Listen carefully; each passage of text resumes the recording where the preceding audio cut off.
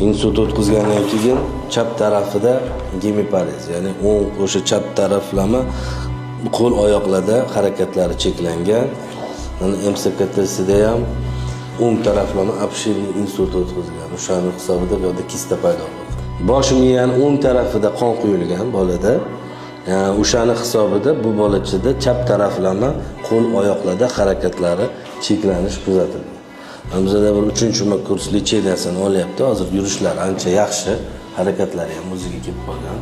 Ko'proq qo'lda harakatlar cheklangan, tonus ko'proq qo'lida juda yuqori, oyog'iga nisbatan. Chunki bosh miyamizda shu qo'lda harakatlantiradigan markazda kista o'sha sohada joylashgani uchun. Mana bu holat Wernicke Mann holati deydi. O'sha post insult o'tkazilgan asorati qo'llari bukilgan, oyoqlarini tashqariga bosishi bilan kechadi. 5 shikolat bo'ladi.